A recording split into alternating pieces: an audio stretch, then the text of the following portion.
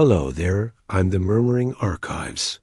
Thank you for returning to this place, where stories never rush, where whispers can lull you to sleep like a breeze drifting through old rooftops. Tonight, you don't need to go anywhere. Just be here and let time pass softly. There was a time when no one looked up, not because they feared the sky, but because they did not know it was there. The world was full of roots, of breath, of blood, a place of hunger and shelter, of warmth and wound. Life crawled, life hunted, life slept beneath leaves, inside caves, under soil still steaming from the planet's birth. There were no questions, only rhythms: beat, feed, flee, rest, repeat. And the sky? It was only a place the rain came from, or the cold, or the flash. It was not a thing to notice. It did not speak to the skin. It could not be touched. And so it was forgotten, because nothing had yet remembered it, but it waited. Above every breath, above every step, above every moment of pain or pleasure, it waited, not to be seen, only to be found. In the deep of the world, night did not arrive. It grew. It stretched from the edge of afternoon, like smoke curling through time. There were no clocks, only shadows and silence. When darkness came, it came with weight. It pressed against skin. It thickened breath. It stole outlines, turned trees into voids, turned safety into guesswork. To survive the night was not to sleep.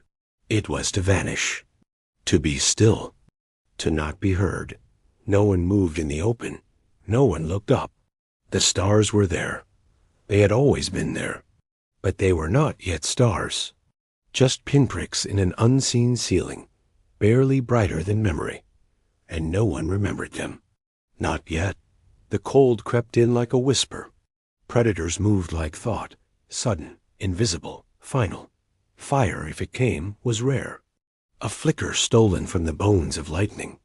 Held close, guarded, feared as much as revered. Around such flames, eyes glowed, not from wisdom, but from worry. The night had no name, because names come from story, and the only stories then were held in the shape of breath. But somewhere, in that breathless dark, something shifted. A thought, not full, not formed. Just the sense that the dark was not only a place to hide from, but maybe something to know. It happened in stillness. There was no thunder, no sign, no call. Just the breath between sleep and waking. The hush of fire long since gone cold. The world had folded into shadow. And in that shadow, a pair of eyes remained open. Not out of fear, not out of pain, but something else. Something softer. The body beneath those eyes had curled inward, as all creatures do when the cold comes. Muscles tight, breath shallow, but the gaze, it rose, not to tree, not to movement, but upward, to the space above the branches, above the cliffs, above the smoke that once carried heat. The sky was not black, it was endless. There were lights, some sharp, some smeared. They pulsed, or seemed to. They did not move. And yet, they trembled. The watcher did not understand. There was no language, no word for star. Number thought for constellation, no concept of sky. There was only this, the shape of wonder. Eyes widened, not with terror. With reach, the body did not rise, but the mind, it did. For the first time in all of Earth's long breath, a creature looked up and did not look away. Not because of hunger, not because of warning, but because of longing. There was no story yet, but a seed had been planted, one that would grow into fire, into song, into telescope, into rocket. But for now, it was just a gaze, still, silent, steady. And the stars, so old they had forgotten they were seen, sparkled just a little brighter. Not in truth, but in memory. After the first gaze, the nights changed.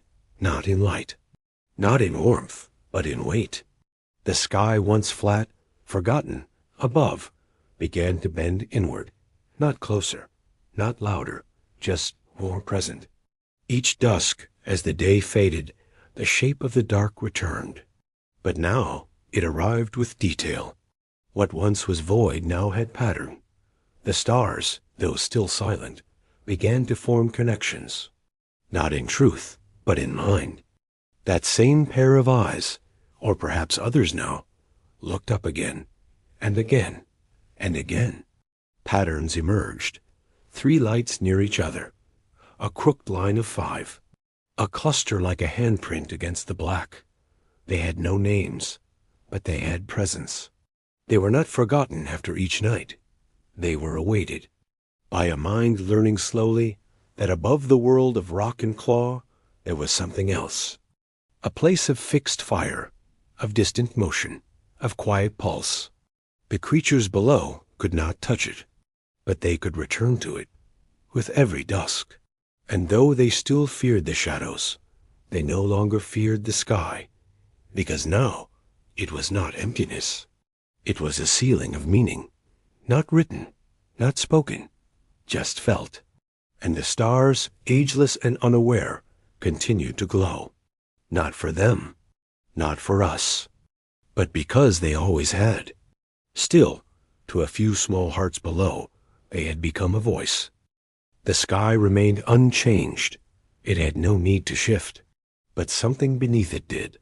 Not the rocks, not the rivers, but the thoughts, still raw, still wordless, but growing.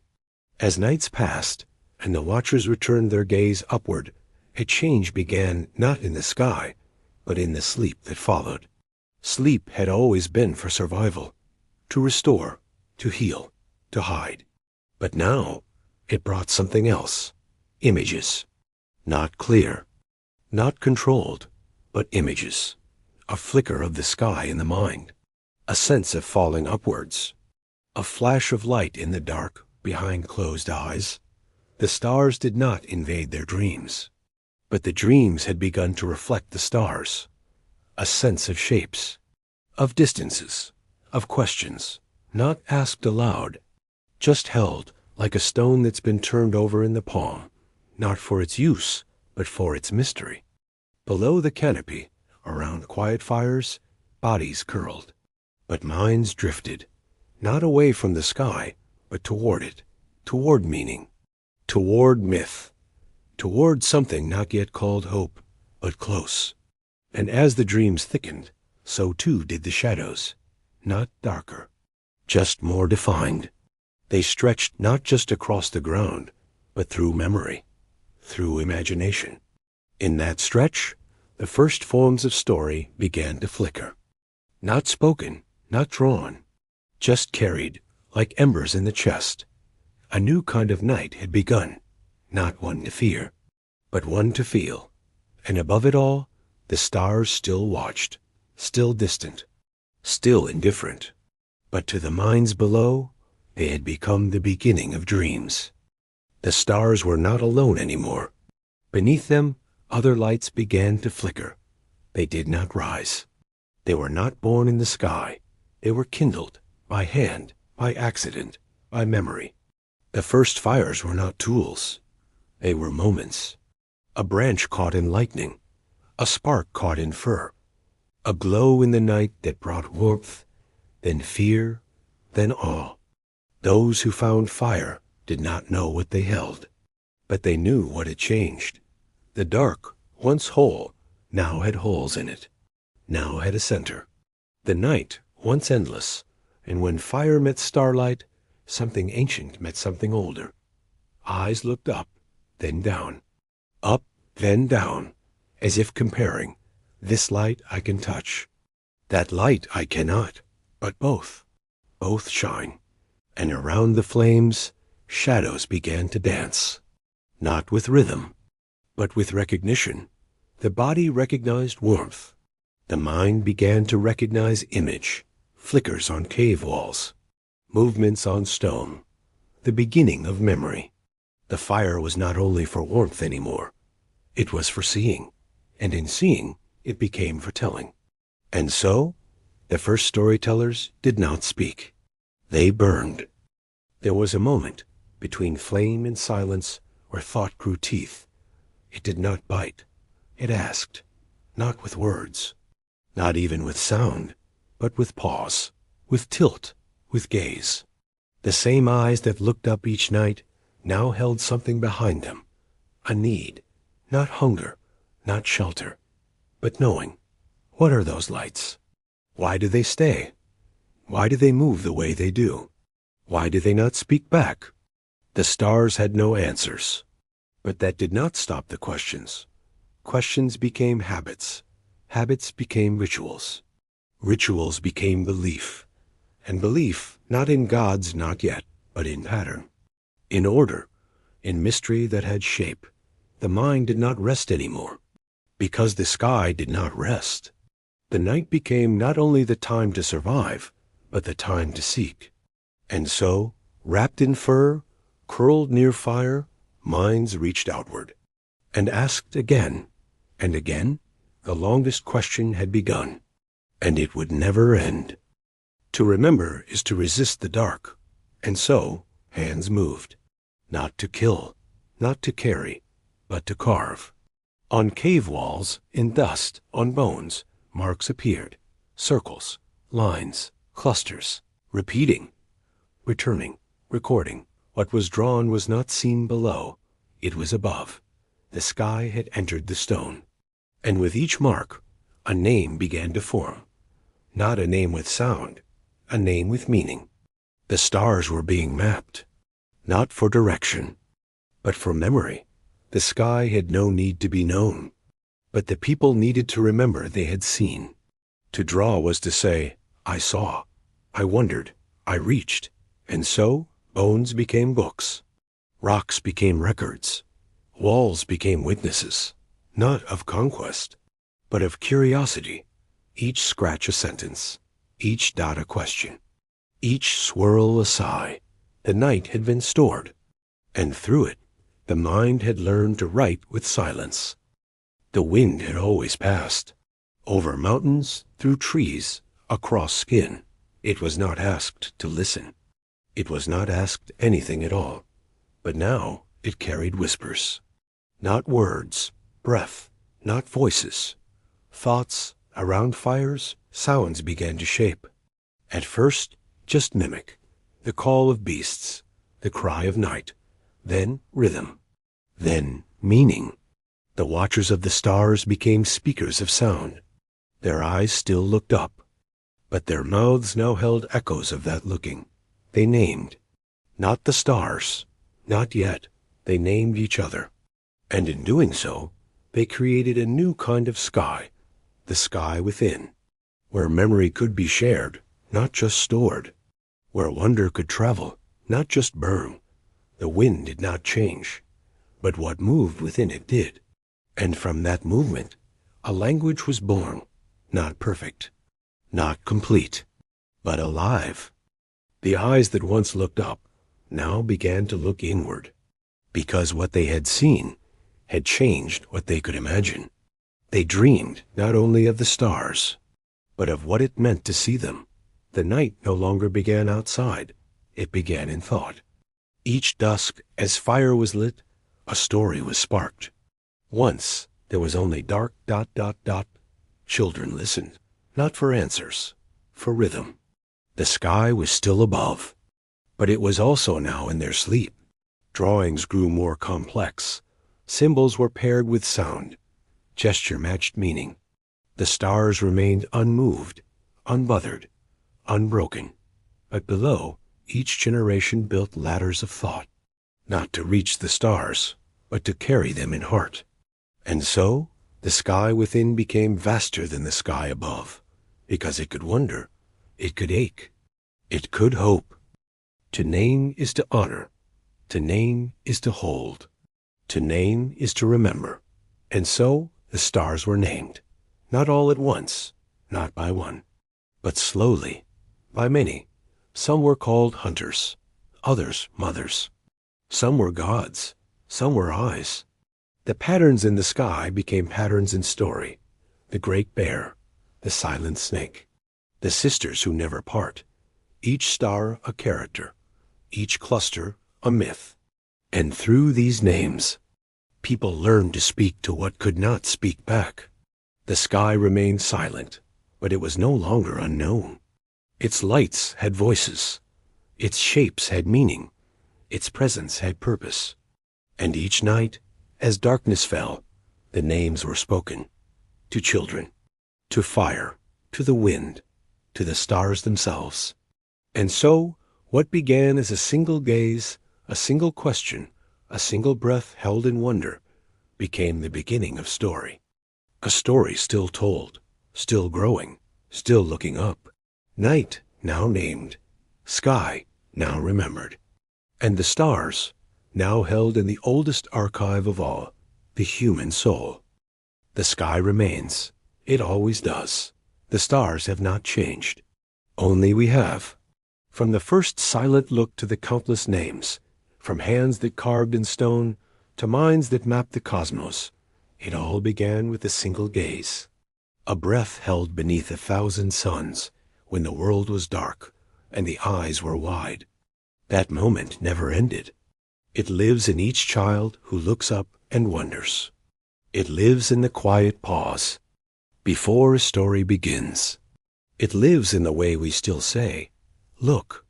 Even now, after fire, after language, after telescopes and satellites and symphonies, we still return to the stars. Not because they guide us, not because they owe us answers, but because, deep inside, we remember. We remember that first look, the one without fear, the one without words, the one that said, there is more. And in that more, we found ourselves. So when night falls and you close your eyes, know this, you are not alone. You are not the first. You are not the last. Somewhere, long ago, someone looked up and dreamed of you. And now you dream of them. The stars remain. And so do we, looking, listening, telling the same story, again and again. The story that began when someone somewhere looked up and never stopped. What if Lemuria never sank at all? You are in a place with no name, a place where all maps fall quiet, where compass needles spin, not because they are broken, but because there is nowhere left to point. Some say Lemuria was a myth, a forgotten continent buried beneath the sea. Others whisper, never existed at all. But tonight, we will not ask whether it was real. We will remember it as if it always had been, as if it always will be. Close your eyes, let breath slow, and listen. The ocean was not quiet. It never truly is. But on that particular night, it was listening, holding itself still, the way a room grows hush when someone has a secret to tell. Elias Tron, oceanographer, leaned against the railing of a rusting research vessel adrift in the far southern reaches of the Indian Ocean. The stars were blurred by mist, and below them the water lay dark and wide as the sky. In his hand, a hydrophone cable. In his ears, the headphones connected to the world below. He had heard it again. It came rarely, maybe once every few years. But when it did, it changed everything. A rhythmic pulse, soft, hollow, too slow to be mechanical, too intentional to be random. It wasn't a whale, nor seismic. It wasn't an echo of tectonic plates or a submarine transmission. No, this was something else. Something ... patient. Something old. He had first recorded it decades ago, when he was young and the sea was a wonder, not a wound. He'd thought it an anomaly, but it came back, again and again, spaced years apart. And every time it was the same frequency, the same beat, as though something down there remembered and waited. He called it the heart line. No peer-reviewed paper accepted his theory. No university funded further study. So Elias returned alone, year after year, charting the anomaly on his own time, with his own dwindling savings. Now, drifting near coordinates the maps didn't name, the pulse had returned. He held his breath, letting it play. The headphones hummed with a low, distant beat. It wasn't loud. It didn't demand. But it filled the chest like a memory. BM. BM. BM. Silence. Elias didn't move. He waited. The pulse did not return. He unplugged the headset and stared into the black water. Somewhere beneath him, the earth had spoken. Or remembered. It took him 2 years to find the monastery. By then, Elias had stopped explaining what he was searching for. People no longer asked. He traveled alone, overland, up through India, through winding Himalayan passes where GPS gave up and signs disappeared. He carried only a small bag, an old hard drive, and a recording on a loop. The monastery was carved into the cliffs. No name, no tourists, no monks waiting with gentle smiles. Just a stone door that did not open. So he waited. On the third night, it did. An old man stood inside. His eyes were pale and clouded, almost silver. Blind from birth, perhaps. He said nothing, simply gestured for Elias to enter. They walked together in silence, torchlight guiding them downward through corridors that narrowed with age. The air was thin and cold. Then they reached a room circular, echoing, with a ceiling lost in shadow. Crystals stood there, dozens of them, tall as men, each one dimly glowing from within, like coals wrapped in ice. Elias felt his breath slow. He reached into his coat and pulled out a recorder. The pulse played, just for a moment. The monk raised his head and whispered, "Lemuria." The word fell like a leaf onto the silence. Elias blinked. "You know it?" The monk did not answer with words. Instead, he stepped forward, took Elias's hand, and pressed a smooth, warm crystal into his palm. The stone thrummed, not with sound, with memory. That night, Elias dreamed, or perhaps he remembered. He stood barefoot on a glass shore, where no tide touched the land. Above him, the sky was lavender and motionless, neither day nor night, only stillness. The air tasted of memory, of something ancient that no longer needed to be named. Before him rose a city, not of stone, not of metal, but of dot shimmer.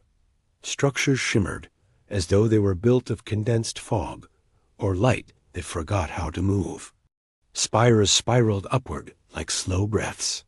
Roads curved like water paths, glowing faintly beneath his feet. There was no sound, only the hum, a resonance in the chest, not in the ears. He walked. No one stopped him. But they noticed him tall, graceful beings with translucent skin, their bodies threaded with veins of soft light, pulsating like gentle tides. They did not speak. Their eyes were calm, unafraid. When they passed one another, their lights shifted hue golden warmth, blue serenity, violet longing. Emotion, not as burden, but as frequency. Then she appeared. From behind a veil of light, a woman stepped forward. Her hair floated as if underwater, and her feet made no sound. She approached slowly, without hesitation. She did not speak, but Elias felt her name. Ishali.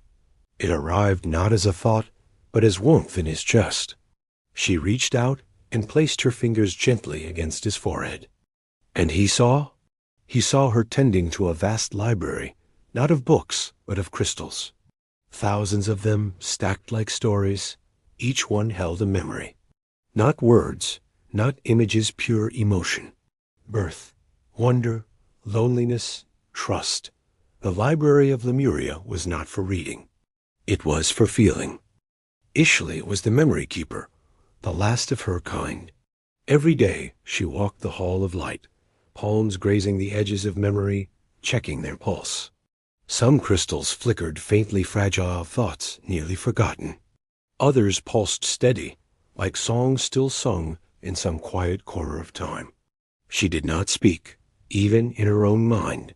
Her language was rhythm, color, pause. That day, she stopped before a fractured stone, its glow erratic, as if the feeling inside was trying to escape. She placed her hand upon it. The crystal filled her with a memory.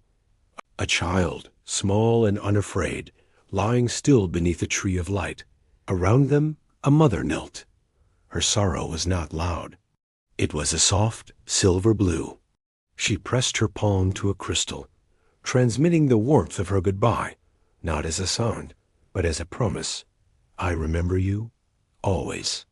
The child's body faded, but the feeling did not. Ishali stepped back. The stone pulsed once, then dimmed. She bowed. Far above, the hum of the city slowed. Time, too, seemed to pause. Elias stood in the doorway of the hall, watching. He should not have been there, but no one stopped him. Ishali turned to him. For the first time, she opened her mouth, and in a voice barely more than a thought, she said, "We do not die. We become part of what remembers." Then she walked on. It began with a shift, not loud, not violent, but unmistakable. A single harmonic in the air, a frequency that hadn't been heard for generations. It moved through Lemuria like a sigh. The crystals felt it first, their pulses slowing. Then the towers, their shimmer dulling ever so slightly. Finally, the people. They knew. Lemuria's time was ending. Ishali stood in the Hall of Origins, the place where the first memory had ever been preserved. The crystal there had no name, no color, only warmth. Around her, other keepers gathered, some young, most ancient. They did not speak. They did not panic. Instead, they bowed their heads in acknowledgement, not of fear, but of readiness. It was not a disaster. It was a return, a rejoining. Lemuria had never belonged solely to the surface. She moved through the halls one final time, each step a farewell. She touched each crystal, awakening it gently, allowing its feeling to pulse once more before dimming. She did not try to save them. Lemuria did not archive for preservation. It archived for continuation. Outside, the sea began to rise, not as flood, but as embrace. The sky dimmed to a twilight not tied to the sun. Birds no longer flew. They circled, then vanished. At the city center, a dais of clear stone pulsed slowly. The gathering light. One by one, the citizens arrived. Families, elders, the silent, the glowing. Each carried a stone. Each had chosen a memory, a moment to preserve. They stood in a spiral, circling the dais. Then, without a cue, they stepped forward, each pressing their crystal to the platform. The platform glowed softly as every memory was absorbed. Not erased, translated. Some glowed gold laughter, some glowed blue grief, some green discovery. Ishali was the last. She stepped to the center, no crystal in hand. She did not bring a memory. She brought a question. What if no one remembers us? She placed both palms on the dais and sang, not aloud, not in pitch, but in pulse. A slow rhythm of light. A message embedded not in language, but in sensation. We were here. We glowed. We passed gently. Be a tree cracked, not broken opened.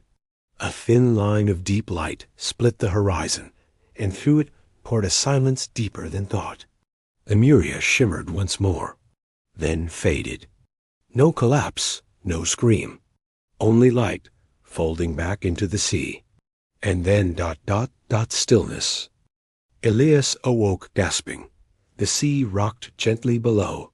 The stars were as they had always been, cold, distant, unaware. But inside his hand, something pulsed. He opened his fist. There, nestled in his palm, was a crystal. Smooth, warm, glowing faintly from within, not light, but something older, like remembrance, like a heartbeat from another time. He had not taken it.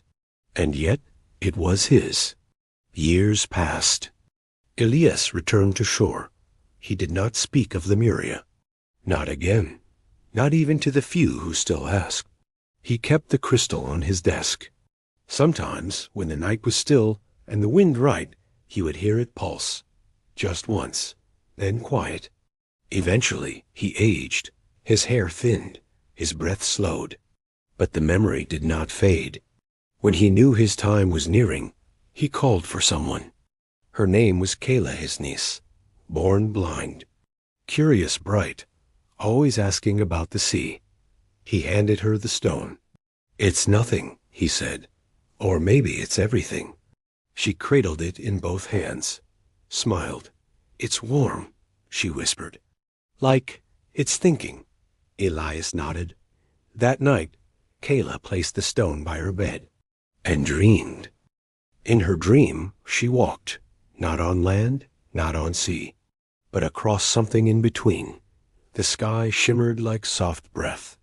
Towers rose like echoes. The air pulsed with emotion. And there waiting stood Ishli. She said no words. She did not need to. Kayla approached her. The light in her hands pulsed once. And then Ishli stepped aside. Behind her, a vast plain of crystals stretched endlessly. Some dim, some bright, some cracked, some glowing wild with color. A voice not from Ishli, not from Kayla, but from the hum around them whispered, "These are yours to tend now, not to protect, to feel, to remember, to let go." Kayla reached out. One crystal pulsed gently. When she touched it, she felt joy, not hers, someone else's, then sorrow, then peace, then her uncle's laugh. She gasped and smiled.